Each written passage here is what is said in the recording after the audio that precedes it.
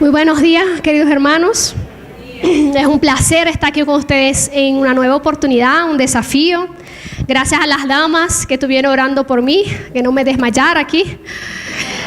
El pastor Rich, anoche hablamos, siempre me llama cuando voy a predicar para decir que está todo bien, como un buen pastor, y les manda saludos.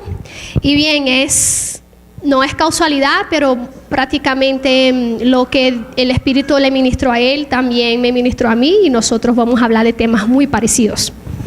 Es un privilegio. Los niños, disculpa, los niños pueden ir para su culto, allá están sus profesoras. Muy bien, se me olvidó.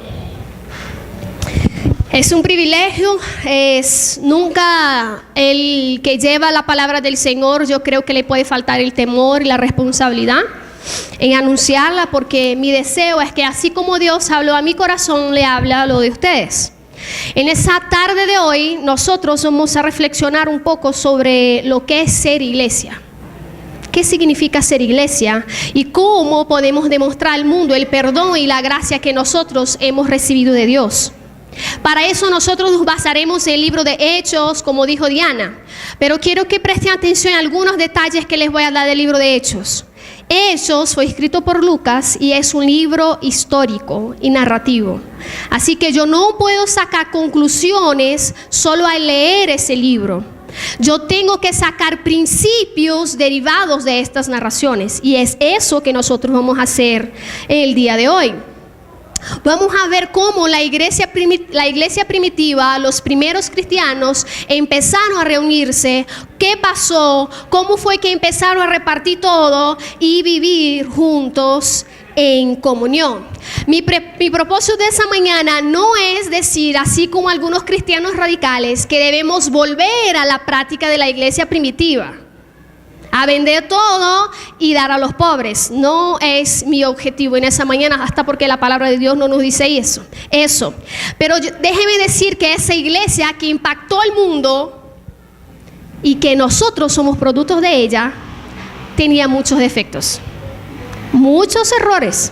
Si usted tiene duda de eso, hermano, abra su Biblia en las cartas del apóstol Pablo a las iglesias, que usted va a ver problemas entre los líderes, entre las viudas, personas que querían engañar al Espíritu Santo. Usted va a ver ahí un discípulo que delante de los judíos actuaba de una forma y delante de los gentiles actuaba de otra forma. Así que hay muchos problemas en esa iglesia, pero aún así, porque es una iglesia de vida real, de personas, nosotros podemos aprender de ellas. Pero antes de empezar a desarrollar algunos principios, yo quiero que nos detengamos un poco en un versículo que al leer todo el libro me marcó.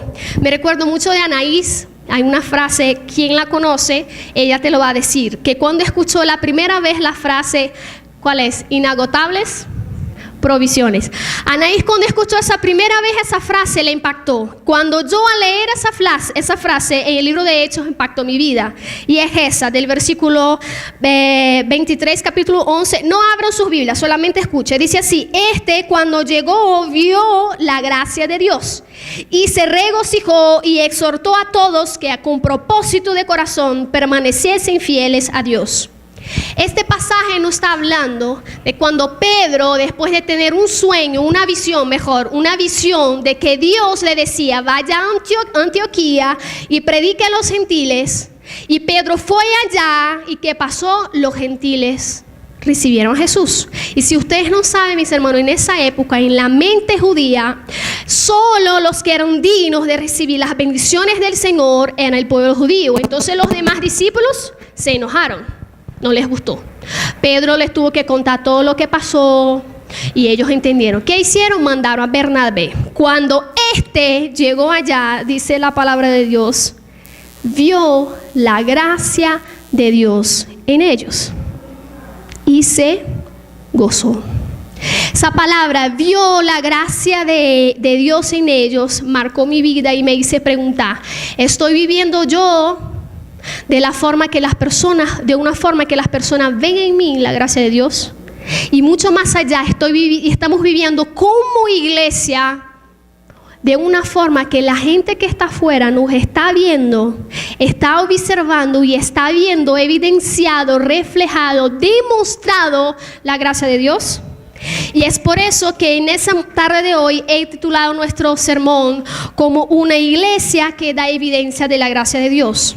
Ahora sí, vamos a leer nuestro pasaje que se encuentra en Hechos 2, del versículo 41 al 47. Hechos 2, 41 al 47.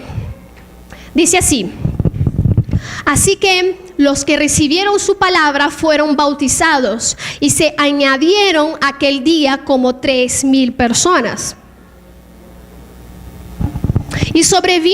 Y perseverando en la doctrina de los apóstoles, en la comunión unos con los otros, y en el partimiento del pan y en las oraciones. Y sobrevino temor a toda persona, y muchas maravillas y señales eran hechas por los apóstoles. Todos los que habían creído estaban juntos y tenían en común todas las cosas. Y vendían sus propiedades y sus bienes y lo repartían a todos según la necesidad de cada uno. Y perseverando unánimes cada día en el templo y partiendo el pan en las casas, comían juntos con alegría y sencillez de corazón. El último dice: alabando a Dios y teniendo favor con todo el pueblo. Y el Señor añadía cada día a la iglesia a los que habían de ser salvos. Oremos. Padre, háblanos por medio de tu palabra como lo has hecho, Señor, en la mañana de hoy. Tu palabra es viva, es eficaz, es una espada de doble filo, Señor. Habla a mí, habla a tus hijos, háblanos, Señor, de tal forma que haya cambio en nuestras mentes, en nuestros corazones, en nuestras conductas, Señor. Te invitamos que esté presente, Señor, aquí en medio nuestro, y que glorifiques tu nombre. En nombre de Jesús, amén. Sabemos aquí que Jesús ya había muerto, había resucitado, estuvo 40 días en la tierra después de estar resucitado. Y sabemos que el Espíritu Santo aquí ya había descendido en la vida de los seguidores de Jesús, y que fue por medio de un discurso tan poderoso de Pedro, el mismo Pedro que negó a Jesús, el mismo Pedro que era temeroso, que más de 3,000 personas recibieron a Cristo como Señor y Salvador de sus vidas. Pero no solo eso. Cuando esas personas conocieron a Cristo, ellas empezaron a vivir en comunidad, tenían todos en común. Y es basado en esos versículos que el primer principio que nosotros vamos a estudiar aquí es que una iglesia que quiere dar evidencia de la gracia de Dios tiene que alabar a Dios como estilo de vida. Si nosotros vemos en el versículo 47, dice que alabando a Dios. Si usted observa ese verbo, y puedes leer en casi todas las versiones, él está en el gerundio. No solo el alabar, sino el persistir, el tener, el partir. ¿Y qué significa, mis amados hermanos, como una buena estudiosa de los idiomas, que un verbo está en el gerundio? Significa que hay una continuidad, hay un seguimiento, algo que comienza y no tiene interrupciones. Así que cuando nosotros leemos aquí que Lucas dice que la iglesia alabando a Dios, teniendo el favor de la gente, significa que la iglesia primitiva tenía un estilo de vida de alabanza a Dios en todo lugar, en todo momento y en todas las situaciones, delante de los cristianos, delante de los vecinos que no conocían a Dios. Nos llama la atención que el resultado de eso, mis hermanos, es que ellos ganaban ¿qué? El favor, la simpatía, la buena voluntad de toda la gente, no de algunos, dice la palabra, de toda la gente. Y al final de todo eso, más personas día a día se acercaban al camino del Señor. Esas personas, mis hermanos, aquí, esas mismas personas que crucificaron a Jesucristo en la cruz, ya habían visto líderes revolucionarios pasando por ahí. Se levantaban seguidores, después que se morían, ya no había más seguidores y no había personas que lucharan por ellos. Si usted tiene curiosidad, puede leer después en Hechos del 17 al 38 que habla de alguno de ellos. Pero lo que pasa con los discípulos de Jesús es que después que su gran maestro muere, aunque estuvieron desanimados, cuando tuvieron un encuentro con Cristo resucitado, hermano, eso les cambió tan fuerte la vida que les dio un valor y una fuerza que impactaba a todas las personas que lo veían. Y me pregunto, ¿qué significa alabar a Dios como un estilo de vida? La verdad, mis hermanos, es que muchos de nosotros que nos autodenominamos cristianos, es decir, seguidores de Cristo, tenemos por costumbre alabar a Dios en los días de domingo. Levantamos nuestras manos, cantamos con nuestro corazón.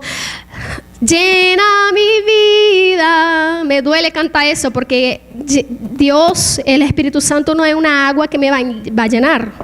Se llena del Espíritu Santo significa que tengo que vaciarme de mí mismo para que Él ocupe mi lugar.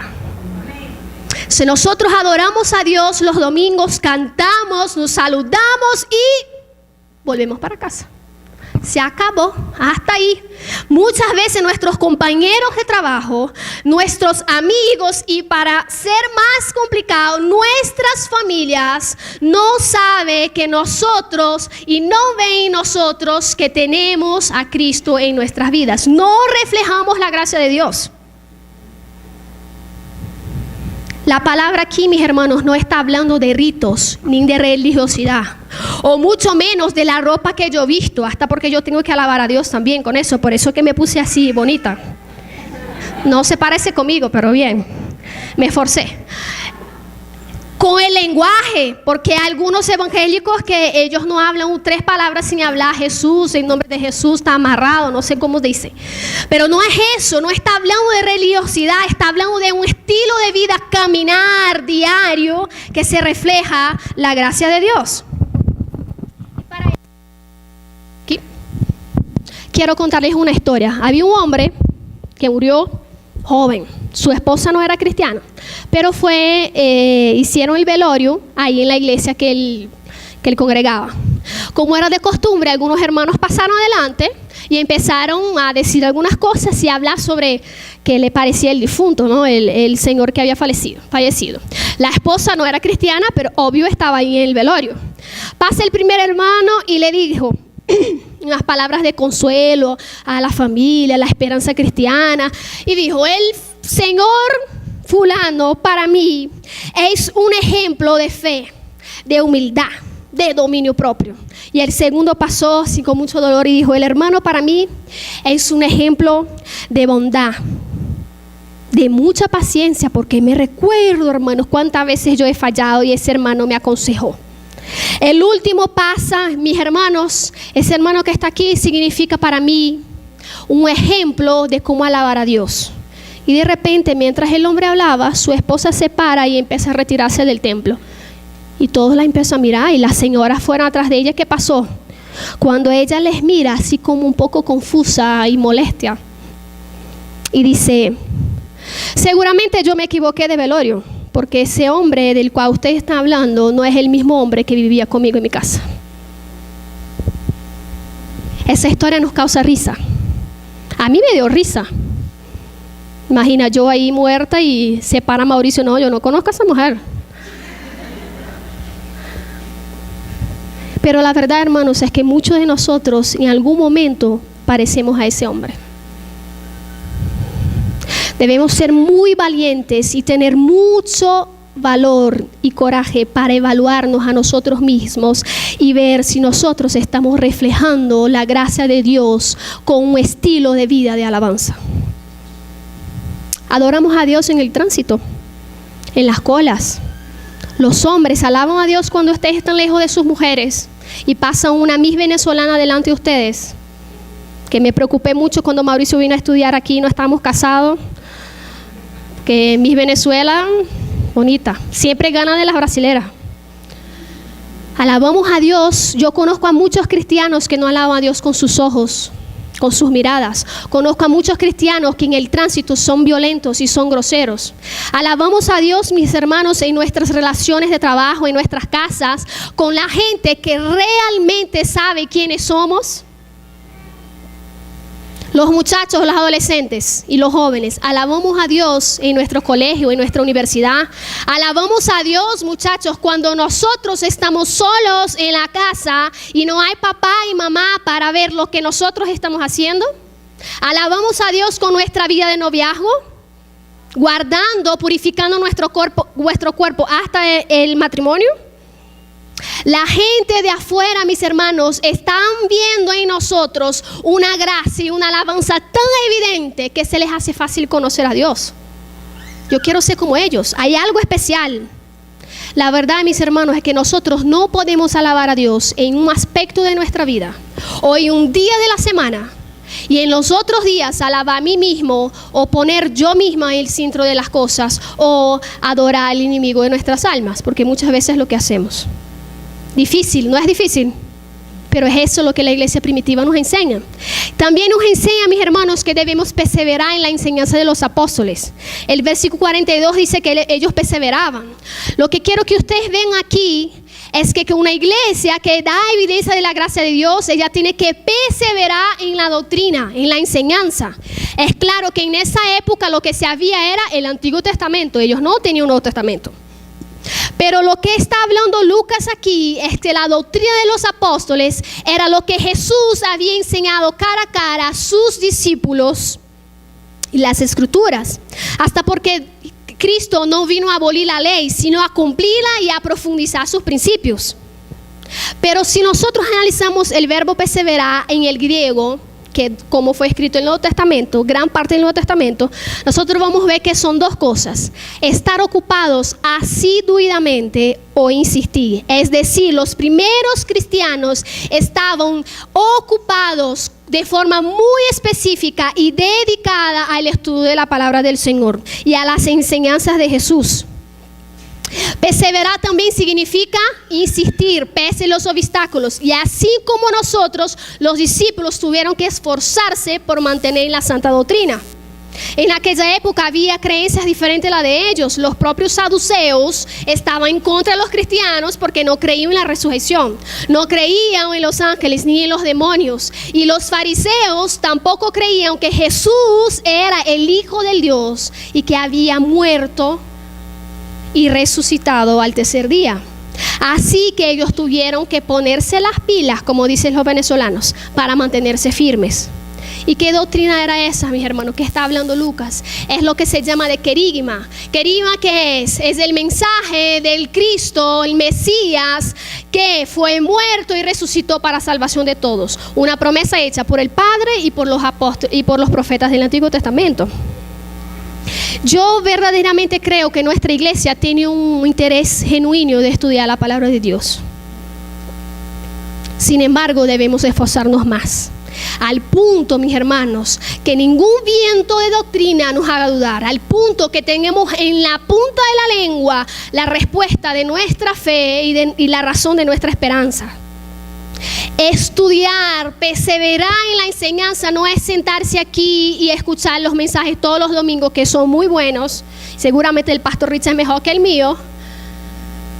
No es eso, no es ir a las casas de vida, no, estudiar es detenerse. Hay muchas herramientas en que nosotros podemos leer la Biblia y entenderla. El salmista David dijo que bienaventurado aquel nosotros debemos meditar de día y de noche en la palabra del Señor. Y me gustaría aquí hacer un paréntesis. No confundamos la doctrina de los apóstoles con las doctrinas de hoy. Lo que Lucas está diciendo aquí no es si usted es calvinista, si usted es milenialista, si usted es premilenialista.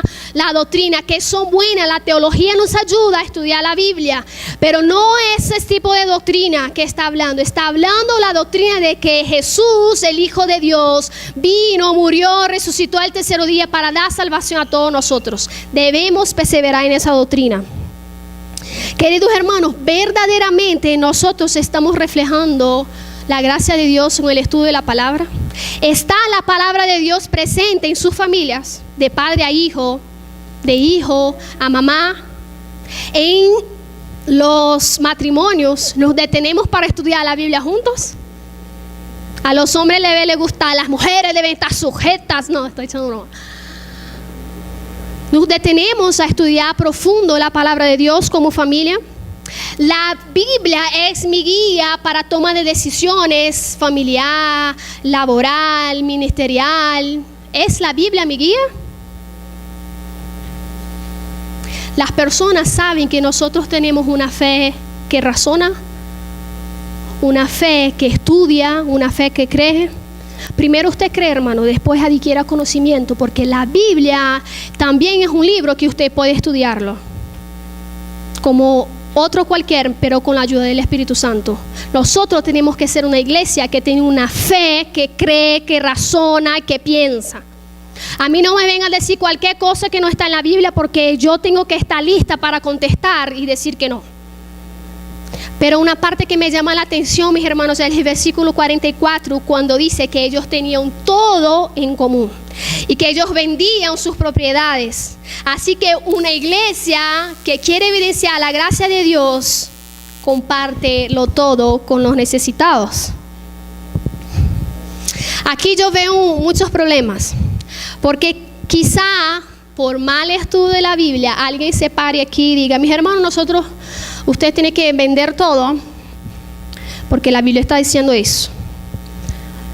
Recuérdese, Hechos es un libro histórico. Yo puedo sacar un principio de aquí. Jesús en ningún momento está diciendo aquí que nosotros tenemos que hacer eso. ¿Sabe por qué? Si usted sigue leyendo los versículos, se va a dar cuenta que ellos tenían casas. Así que no es que vendían todo, ellos seguían teniendo propiedad. Pero seguramente los que tenían más en abundancia lo hacían voluntariamente para ayudar a los que no tenían nada. Por eso que cuando usted ve aquí que decía que ellos tenían en común todas las cosas, viene de la raíz koinos, koinonía. Todos sabemos qué significa eso: comunión, compañerismo. Pero le quiero decir que no significa solamente eso. El griego de la palabra significa que es una relación estrecha, cercana y una contribución voluntaria. Vender todo no fue un mandato de Jesús. Pero usted me va a decir así: Rafaela, pero yo leí en la Biblia que Jesús le dijo al joven rico que fuera, vendiera todo lo que tenía, diera a los pobres y lo siguiera. Y quiero decir que en ese momento lo que Jesús quería decir es: hijo, tú no puedes decir que obedéceme a mí cuando en primer lugar de tu corazón y tu confianza está puesta en tus posesiones. Eso que Jesús está diciendo. Dios no nos está mandando a vender todo, pero Dios nos está mandando a hacer algo aquí a través de la iglesia primitiva, que es estar atento a las necesidades los unos de los otros, de una contribución voluntaria. ¿Qué le parecen las iglesias que piden las cosas para que Dios le dé bendición? Mal. No hay ningún basamento bíblico en eso. De una relación estrecha, porque yo sé lo que necesita mi hermano y yo le puedo ayudar. Ahora me diga, hermano, en la Venezuela de hoy es locura hablar sobre eso, porque a todos nosotros nos hace falta algo. ¿Cómo yo voy a ayudar a las demás personas? ¿Cómo yo voy a estar sensible a las personas si a mí me falta? Yo no puedo negar, mis hermanos, que nuestra iglesia es generosa. Llevo 2 años aquí y he comido todos los días. Y gran parte de eso fue porque la iglesia me ha bendecido a mí y a mi esposo.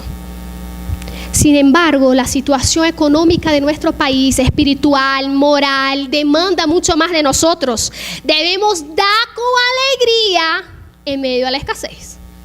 Me recuerdo que el último viaje que hice a Brasil, me traje una maleta como de 40 kilos de comida. Nunca lo había hecho. Lo traje, vamos a ver qué pasa. Hermanos, yo traje bastante jabón de baño, como 20, 30. Y recuerdo que empecé, regala 1, regala 2, regala 3. Entonces supieron que en mi casa había bastante jabón. No tengo jabón. Y todos los días alguien iba a mi casa. Cuando yo abrí mi cajita de jabón, me quedaban pocos. Y yo llevaba menos de un mes en Venezuela. Y yo, concha, me arrepentí de haber regalado los jabones. ¿Qué pasó? Tuvo jubileo. para que usted vea que nosotros que nos paramos aquí también necesitamos escuchar esa palabra. Que vine el jubileo y por increíble que parezca, hermano, yo gané tanto jabón que me cubrió todo lo que yo tenía y lo que yo no tenía más. Y mi mamá me mandó más jabón y yo tengo más jabón. No me pidan jabón, hermanos. Pero lo que les quiero decir es que la situación de nuestro país nos hace con que nosotros nos preocupemos, y eso es válido, eso es importante, tenemos que velar por nosotros, pero quizá nosotros tengamos algo en que podamos contribuir. El mundo necesita que nosotros rompemos ese patrón. ¿Qué patrón, hermano? Que yo soy el primero, yo soy el segundo y yo soy el tercero. Si queda, yo doy para el cuarto. Y de contrar esa cultura egocéntrica de nuestra sociedad. La iglesia primitiva ganó el aprecio de la gente porque era generosa, porque se esforzaba. Dice la palabra de Dios que se esforzaban por ayudar a los demás. O sea que no es de lo que me queda, es de lo que tengo y de lo poco que tengo. Mi pregunta es, ¿hemos dado todo para ir más allá y ayudar a los necesitados? No nos manda a vender todo, pero nos manda a esforzarnos por ayudar los unos a los otros. Y en último lugar, lo que más me conmovió y para mí lo que es más difícil, hay una costumbre de la iglesia primitiva que creo que nosotros tenemos que volver. El versículo 46 dice que perseverando unánimes cada día en el templo y partiendo el pan en las casas, comían juntos con alegría y sencillez de corazón. Así que una iglesia que quiere dar evidencia de la gracia de Dios debe compartir vida. Rafael, ¿y qué es eso de compartir vida? Mis hermanos, en esa época, el invitar a alguien a comer en mi casa y a sentar en mi mesa, que no era una mesa, se sentaba en el piso, pero a sentar a comer en mi casa tenía un significado mucho profundo y muy especial. Compartir un alimento era lo mismo que compartir ideas, valores, principios, compartir vida. El abrir la puerta de mi casa para que tú comieras ahí significa que estoy abriendo a ti mi vida. Y es por eso que nosotros encontramos un significado tan importante cuando Jesús partió el pan y el vino en la Santa Cena con sus discípulos. Es por eso, mis hermanos, que muchos religiosos de la época se indignaron, se molestaron y se escandalizaron cuando Jesús sentó a mesa con publicanos y con cobradores de impuestos, porque está diciendo, ¿qué tiene que parte ese que dice que es santo sentando con ese montón de pecadores? Porque compartir una mesa era compartir vida. Lo interesante aquí, mis hermanos, es Jesús, con quien Él compartió el pan, la comida. Él compartió su vida, su tiempo, sus oraciones, sus consejos, su perdón, su gracia. Jesús nunca sentó por sentar en una mesa. Hasta el fariseo ese Simón que lo invitó ahí a su casa, cuando la mujer le lavó los pelos, Él le impartió vida. Él no quiso, pero lo impartió. Dice Salmo 1 que bienaventurado el varón que no se ha sentado en silla de escarnecedores, porque el sentarse en su silla, el comer de su comida significa compartir mi vida. En los días actuales no es así. Es cierto que nosotros no invitamos a cualquier persona a comer en nuestra casa. Nosotros no invitamos a cualquiera a nuestros cumpleaños o a nuestras fechas importantes, pero ni todos que van a mi casa a comer de mi comida, yo le comparto vida. Nos reímos, a los cristianos nos gusta comer. Y yo sé que el futuro de los pastores siempre es ser más gorditos, ¿no? Y aquí yo voy con mis 5 kilos a más. No que yo sea pastora, sino una sierva. Que nos gusta comer los cristianos y sentamos y nos reímos y charlamos y en algún momento imitamos los unos a los otros y estamos en armonía, pero eso no es compartir vida, mis hermanos. ¿Sabe por qué?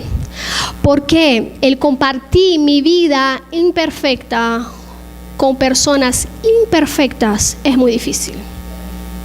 El abrir mi corazón y estar sujeta a que las personas me conozcan tal como soy es muy difícil. El escuchar a personas que necesitan de amigos y no juzgarlos y no tener prejuicio es muy difícil. ¿Sabe por qué, mis hermanos? Porque nosotros aquí nos abrazamos todos los domingos ricos. Nos regalamos sonrisa, nos preguntamos, hola, ¿cómo estás? Eso está bien y eso debe ser, pero eso no es compartir vida. Y quizá en el punto anterior que decimos que tenemos que compartir todo con los necesitados, usted y yo haya pensado, yo no estoy tan mal, vale, yo ayudo a la gente. Pero en ese aspecto de compartir nuestra vida los unos con los otros, todos en algún momento hemos fallado. Por miedo. Hermanos, todos los que estamos aquí necesitamos compartir vida, necesitamos un amigo, necesitamos un hermano, alguien con quien reír, con quien llorar, con quien disgustarse. ¿Usted cree que la iglesia primitiva tenía problemas? ¿Por qué? Porque tenía una relación estrecha, porque se conocían, porque se relacionaban. Nosotros evitamos muchas veces las relaciones porque no queremos tener problemas y porque nosotros no sabemos resolver los problemas.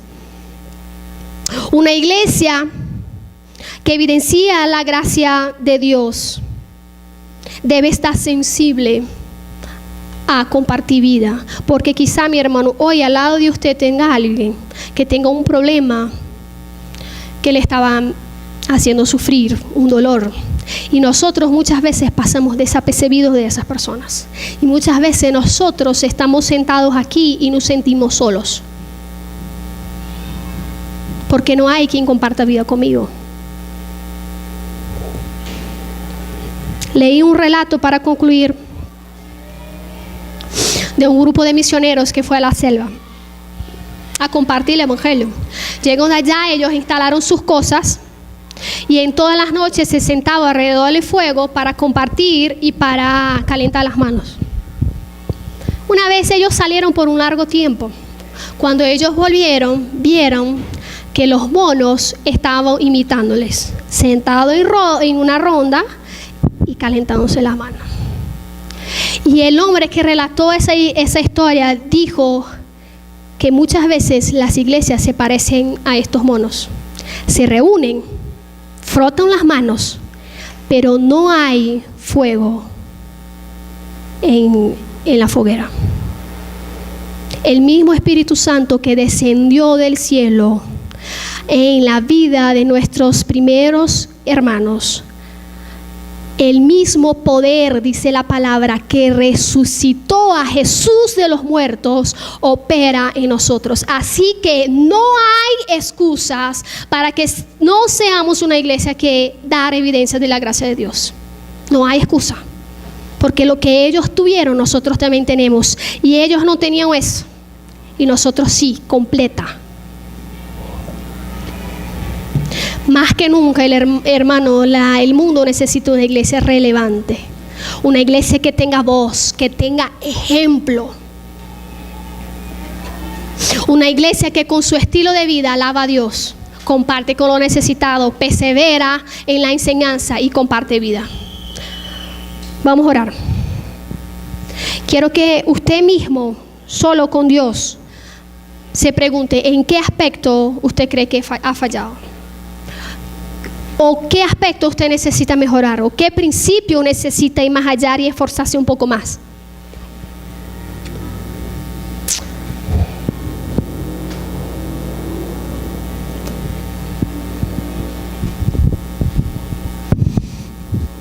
Gracias por tu palabra, Señor. Gracias porque la iglesia primitiva, aún llena de defectos, nos enseña. Padre, cómo es difícil alabarte en todo tiempo, cómo es difícil alabarte cuando nadie nos ve, con nuestros pensamientos, cuando estamos molestos. Cómo es difícil manifestar tu gracia cuando sufrimos una injusticia. Cómo es difícil manifestar tu presencia en nosotros cuando tengamos la razón y podemos, Señor, decir muchas cosas a otras personas. Padre, cómo es difícil tener el valor de esforzarnos en el estudio de tu palabra Como es difícil tener la sensibilidad de ayudar a los demás, aunque yo también necesite ayudar a los demás, a esforzarme, a no dar de lo que me queda, sino de lo que tengo. Como es difícil, Señor, abrir mi corazón y dejar que las personas me conozcan. Quizá la parte oscura de mi personalidad o difícil. Como es difícil, Señor. Padre, no nos permita vivir un evangelio frío, porque no es eso que el mundo necesita hoy, Dios. No. Esa iglesia necesita, Padre, que cuando la gente de afuera nos vea, sea como Barnabé, y vea, aquí hay la gracia de Dios. Ayúdanos de forma individual, ayúdanos como iglesia, porque lo necesitamos. En el nombre de tu Hijo amado Jesucristo, nosotros oramos y te damos gracias. Amén.